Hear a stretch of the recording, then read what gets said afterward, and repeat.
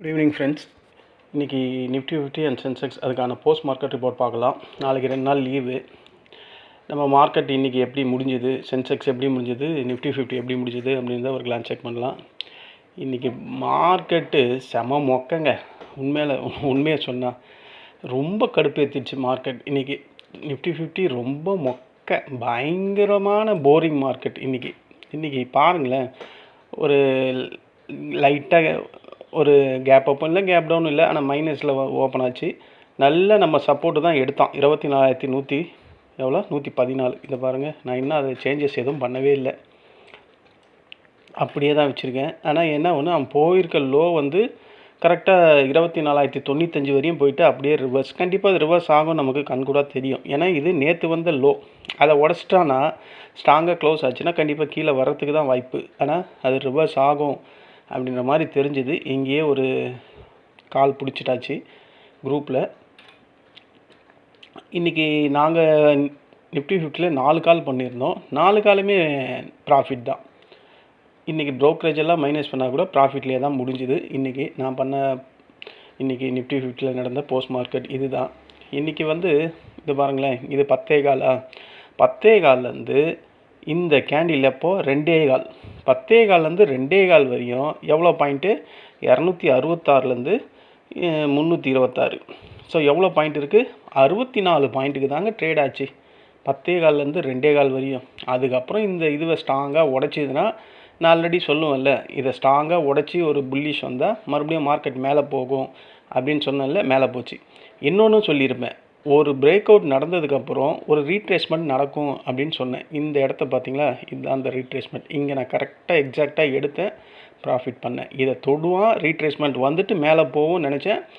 Very அக்யூரேட்டாக நடந்தது. இந்த மாதிரி ப்ரிடிக்ட் பண்ணால் மார்க்கெட்டில் நம்ம ப்ராஃபிட்ஸ் சம்பாதிக்கலாம். நான் சொல்கிறேன்ல, அடிக்கடிக்கு ஆப்பர்ச்சுனிட்டி மார்க்கெட்டில் இருக்குன்னு, இதுதான் அது. இந்த கேண்டில் இதை உடைக்கும் போதே நமக்கு கன்ஃபார்ம் ஆகிடுச்சு மார்க்கெட் மேலே போக போகுதுன்னு. இருந்தாலும் ஒரு கன்ஃபர்மேஷனுக்காக ரீட்ரேஸ்மெண்ட்டை செக் பண்ணுவோம். அது பாருங்கள் எவ்வளோ பர்ஃபெக்டாக வந்திருக்கு. அதை தொட்டுட்டு அப்படியே ரிவர்ஸ் ஆச்சு. இதில் தான் எனக்கு நல்ல இன்றைக்கி ப்ராஃபிட். இந்த ஒரே ஒரு கேண்டிலில் லாட் சைஸ் அதிகன்றதுனால ஒரு 7 பாயிண்ட் வந்தாவே கணக்கு போட்டுங்களேன். 3 லாட்டுன்னும் போது 7 பாயிண்ட்டுனா அதுவே 21 பாயிண்ட் வந்துடும். 21 × 65 எவ்வளோ வரும்? அதில் இந்த ஒரு காலில் தான் இன்றைக்கி நல்ல ப்ராஃபிட். இந்த இடம்லாம் அந்தளவுக்குலாம் இல்லை. ஏன்னா இந்த ஒரு இடம் தாங்க ஏறிச்சு. 9:15 9:15 ஓப்பன் ஆகி கீழே வரையும் வந்துட்டு மறுபடியும் 9:30 அவன் நல்லா மேலே வந்துட்டான். அதுக்கப்புறம் 10:15 2.15 வரையும் அங்கேயே தான் போராடிக்கிட்டு இருந்தது மார்க்கெட்டு. இன்றைக்கி ஆப்ஷன் செல்லருங்களுக்கான மார்க்கெட் 10:15 2.15 வரையும். ஏன்னா மூமெண்ட்டே கிடையாது, ஜஸ்ட்டு ஒரு 60 பாயிண்ட்டு. இந்த 60 பாயிண்ட்டுக்கு மேலே போகிறது, கீழே வருது. இந்த ரெசிஸ்டண்ட்டு சப்போர்ட்டாக மாறினால இதை தொட்டுட்டு மேலே போகிறான், இந்த ரெசிஸ்டண்ட்டை தொட்டுட்டு கீழே வந்தான். இதை உடச்சதுக்கப்புறம் தான் ஒரு லிட்டில் பிட் ஒரு மூமெண்ட் கிடச்சிது. இன்றைக்கி 186 பாயிண்ட்டு பாசிட்டிவில் முடிஞ்சிருக்கு. இதுதான் இன்றைக்கி நிஃப்டி 50ல் நடந்த போஸ்ட் மார்க்கெட் ரிப்போர்ட். ஆப்ஷன் பையருங்களெல்லாம் சாவடிச்சிச்சு. இன்றைக்கி ஆப்ஷன் செல்லருங்களுக்கு நல்லா இருந்திருக்கும். அவ்வளோதான். இன்றைக்கி மார்க்கெட்டில் A to Z பார்த்தா இது ஒன்று தான். சென்செக்ஸில் வந்தால் சென்செக்ஸும் அதே கதை தான். ஒரு ஏற்றமும் கிடையாது. 504 பாயிண்ட்டு ஏறி இருக்குது. ஆனால் அரைன்னு அரைச்சிட்டான் அவனும். இந்த ஃபஸ்ட்டு கேண்டிலேருந்து இவனும் அதே தான். இங்கே பாருங்கள், நம்ம ரெசிஸ்டண்ட்டு சப்போர்ட்டாக ஆக்ட் ஆகிருக்கு 78,214. அதுக்கப்புறம் இந்த ரெசிஸ்டன்ட் சொன்னேன், இதுக்குள்ளேயே தாங்க ஆடி இருக்கான். 214 ஒரு 426. இவன் எவ்வளோ அப்போது 212 பாயிண்ட்டுக்கு ஆடி இருக்கான். வெறும் 212 பாயிண்ட்டுக்கு 10:15 2.15 வரையும் இங்கேயே ஆடிக்கிட்டு இருந்து 2.5 வரையும் ஆடி இருக்குது. ஸோ இந்த மாதிரிலாம் இருந்தால் ஆப்ஷன் பையர் எங்கெங்கே ப்ராஃபிட் பண்ண முடியும்? ஒரு மொமெண்டம் இருந்தால் தான். இதில் எத்தனை வாட்டி இந்த டைம் இண்டிகேட்டரில் நம்ம மாடிக்கிட்டு இருப்போம். இன்றைக்கி எத்தனை பேர் வந்து ஸ்டாப் லாஸ் போட்டிருந்தாலும் ட்ரிகர் ஆகிருக்கும், இல்லை ஹோல்டு பண்ணி ட்ரேட் பண்ணியிருந்தாலும் அது கண்டிப்பாக லாஸஸ் போகிறதுக்கான வாய்ப்புகள் தான் அதிகம். இன்றைக்கி நீங்கள் ஃபீல் பண்ணியிருப்பீங்கன்னு நினைக்கிறேன். ஓடிஎம் ஐடிஎம்லாம் எடுத்திருந்தா, ஏன் இந்த மணியே எடுத்திருந்தாவே நீங்கள் மார்க்கெட்டில் மொமெண்டமே இல்லை. ஏன்னா நான் இன்றைக்கி 4 கால் தான் பண்ணேன்னா பார்த்துங்க, அட்லீஸ்ட் ஒரு 5-6 பண்ணுவேன்.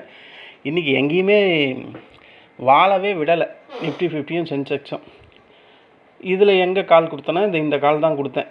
இந்த 1 மணி கேண்டில் இது அகைன் அந்த சப்போர்ட் ரெசிஸ்டண்ட்டு சப்போர்ட்டாக மாறதுனால இது மேலே போகிறதுக்கு வாய்ப்பு அப்படின்ற மாதிரி இங்கே கொடுத்தேன் 1 மணிக்கு. அவன் நல்லா கீழே வந்துட்டான். நான் தான் ஒரு கான்செப்ட் சொல்லியிருக்கேனே, ஒரு வாட்டி அந்த ரெசிஸ்டண்ட்டை கட் பண்ணி மேலே போயிடுச்சுன்னா ஒரு ரீட்ரேஸ்மெண்ட் வரும் அப்படின்னு சொல்லுவேன்ல, நிஃப்டி ஃபிஃப்டியில் சொன்னனே அதே தான் இங்கேயும். இதில் தான் கொடுத்தேன், அதுக்கப்புறம் போயிட்டான். ஆனால் பெரிய லெவல் ப்ராஃபிட் பண்ண முடியல. 2500 தான் என்னமோ இந்த ஒரே ஒரு காலில், அவ்வளோதான் சென்செக்ஸில் இன்றைக்கி பண்ணது இந்த ஒரு கால். அதில் ஒரு 2500 வந்தது, க்ளோஸ் பண்ணியாச்சு. நிஃப்டி ஃபிஃப்டிலையும் இன்றைக்கி எல்லாருமே ப்ராஃபிட்டபிள் தான். ஒரு சிலர் மட்டும் லாஸு. ஏன் லாஸுன்னா, இப்போ அடிக்கடிக்கு இந்த டெக்னிக்கல் இஷ்யூ வருது, இந்த நெட்வொர்க் இஷ்யூ. அதனால் கரெக்டான டைமில் க்ளோஸ் பண்ண முடியல. அதனால் சில பேர் வந்து லாஸஸில் மாட்டிக்கிட்டாங்க இன்றைக்கி. மற்றபடி ஓவராலாக பார்த்தா இன்றைக்கி நல்லபடியான ப்ராஃபிட். இன்றைக்கி ஏன் மார்க்கெட்லாம் ஏறிச்சு அப்படின்றத நம்ம பார்க்கவே இல்லையே. மார்க்கெட் ஏன் ஏறிச்சுன்னா, இன்றைக்கி பேங்க் செக்டார்லாம் கை கொடுத்துருக்கு. இன்றைக்கி ப்ராடர் இண்டெக்ஸ் எல்லாம் பார்த்தீங்கன்னா பாருங்கள், பேங்க் நிஃப்டி எவ்வளோ இருக்குது, 480 பாயிண்ட்டு ப்ளஸ்ஸு. அப்புறம் நம்ம நிஃப்டி நெக்ஸ்ட் 50 பார்த்திங்கன்னா 974 பாயிண்ட்டு ப்ளஸ்ஸு.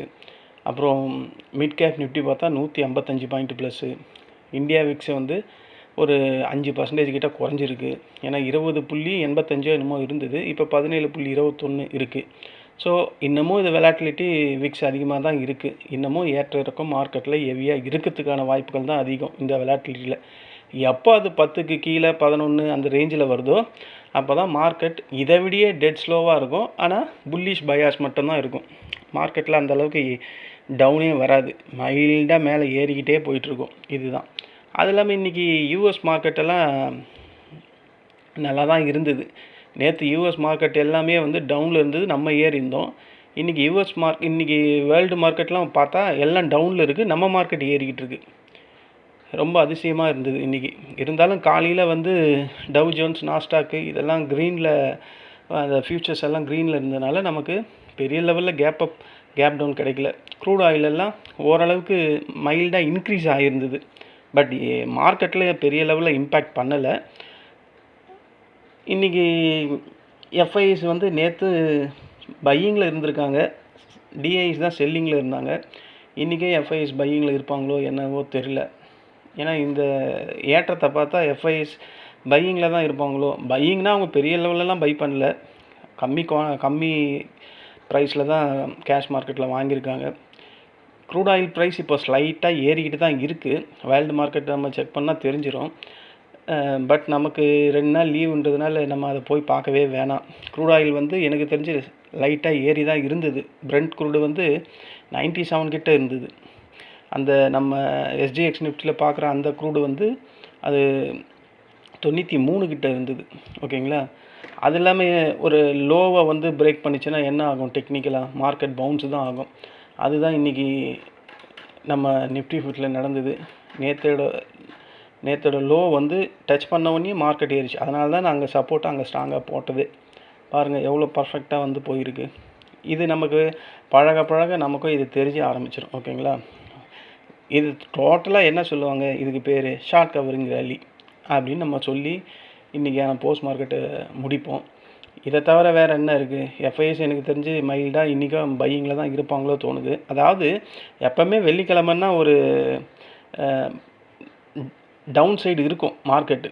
இன்றைக்கி ரொம்ப நாளுக்கு அப்புறம் இன்றைக்கி ஒரு க்ரீன் சைடில் அப் சைடில் முடிஞ்சிருக்கு. நிஃப்டி வந்து ஒரு 157 பாயிண்ட்டு, சென்செக்ஸ் வந்து 505 பாயிண்ட்டு ப்ளஸில் முடிஞ்சிருக்கு. எல்லா இண்டெக்ஸுமே இன்றைக்கி பாசிட்டிவில் தான் முடிஞ்சிருக்கு. Main reason bank support, global காலையில் பாசிட்டிவாக இருந்தது, குளோபல் பாசிட்டிவ் மூடு. எஃப்ஐஎஸ் எனக்கு தெரிஞ்சு பையிங்கில் இருக்கிறாங்கன்னு தான் தோணுது. அதனால தான் மார்க்கெட் ஒரு டவுனை வந்தால் அந்த டவுன்லேருந்து பிரேக் அவுட் ஆகி மேலே போயிட்டே இருக்குது. பத்தாவதுக்கு ஷார்ட் கவரிங் ரேலி, இதெல்லாம் சேர்ந்து தான் இன்றைக்கி மார்க்கெட்டில் ஒரு புல்லிஷ்னஸ் இருந்தது. ஐடி அந்த அளவுக்குலாம் இன்றைக்கி பாசிட்டிவெல்லாம் வரல. அண்ட் டிசிஎஸ் மட்டும் ஏதோ ஒரு 3 பாயிண்ட்டு ப்ளஸில் இருந்து, இன்ஃபோசிஸு, விப்ரோ, ஹெச்சிஎல் இதெல்லாம் மைனஸில் தான் முடிஞ்ச மாதிரி இருக்குது. பத்தாவது அந்த ரிலையன்ஸ் வந்து இன்றைக்கி ஃபஸ்ட் கிளாஸாக இருந்து தான். அதனால் ரிலையன்ஸ், ஹெச்டிஎஃப்சி, ஐசிசி இவங்கெல்லாம் இன்றைக்கி மார்க்கெட்டுக்கு ஸ்ட்ராங்கான சப்போர்ட்டு. அதனால் மார்க்கெட் நல்லா மேலே ஏறி போயிடுச்சு. இந்த 2 நாளில் இந்த கலவர பூமி வளைகுடா நாட்டில் ஏதாவது ஒரு பிரச்சனை ஆச்சுன்னா, க்ரூட் ஆயில் ஸ்பைக் ஆச்சுன்னா, மறுபடியும் நம்ம மார்க்கெட் மண்டே அன்றைக்கி கேப் அப்பா கேப் டவுனா அப்படின்றது நமக்கு தெரியும். அதுக்கு முன்னாடி இன்றைக்கி வெள்ளிக்கிழமை, வெள்ளிக்கிழமையில் யூஎஸ் மார்க்கெட்லாம் ட்ரேட் ஆகணும். இப்போ அவங்க ஒன்றும் பெரிய லெவலெலாம் பாசிட்டிவெலாம் ட்ரேட் ஆகலை, மைல்டாக தான் பாசிட்டிவில் இருக்குது. அது போக போக தான் தெரியும். 7 மணிக்கு இன்றைக்கி அவங்க மார்க்கெட் ஓப்பன் ஆகும். அதுக்கப்புறம் நமக்கு முடிஞ்சதுக்கப்புறம் நாளைக்கு தெரிஞ்சிடும். அதுக்கப்புறம் சண்டேல என்ன வேர்ல்டு நியூஸஸ் வருதோ அதுக்கேற்ற மாதிரி மார்க்கெட் ரியாக்ட் ஆகும். இதுதான் மார்க்கெட்டில் இருக்கக்கூடிய நிலவரம். இதுதான் மார்க்கெட்டில் இன்றைக்கான போஸ்ட் மார்க்கெட் ரிப்போர்ட்டு. இன்றைக்கி நீங்கள் எல்லாம் ப்ராஃபிட் பண்ணியிருக்க முடியாது அப்படின்னு சொல்லவும் முடியல. பண்ணியிருக்கலாம் அப்படின்ற மாதிரி வாய்ப்பும் இருந்தது. ஆனால் 10:15லேருந்து 2 மணி வரையும் கண்டிப்பாக பண்ணியிருக்க வாய்ப்பு இல்லை. அது ரேஞ்ச் பவுண்டு மார்க்கெட். அங்கே ஆப்ஷன் செல்லருங்களுக்கான மார்க்கெட் அது. நம்ம அப்போது ப்ராஃபிட் பண்ணியிருந்தால் இந்த 9:15லேருந்து இந்த 10 மணி வரையும் இதுக்குள்ளே ஒரு ஆப்ஷன் கால் சைடில் இருந்தால் ப்ராஃபிட் பண்ணியிருக்கலாம். ஏன்னா இங்கே மட்டும்தான் அந்த மொமெண்டம் நல்லா இருந்தது. அதுக்கு மேலே வேறு எங்கேயுமே இல்லை. இதுதான் இன்றைக்கான போஸ்ட் மார்க்கெட் ரிப்போர்ட். இந்த வீடியோ உங்களுக்கு பிடிச்சிருந்தா என்னுடைய சேனலை சப்ஸ்கிரைப் பண்ணுங்கள். நம்ம நாளைக்கு சில ஸ்டாக்ஸில் சந்திக்கலாம். ரொம்ப நாள் கேட்டுக்கிட்டே இருக்காங்க அந்த ஸ்டாக்ஸை பற்றி. அதை அனலைஸ் பண்ணிட்டு நாளைக்கு ஒரு வீடியோ போடுறேன். நன்றி, வணக்கம்.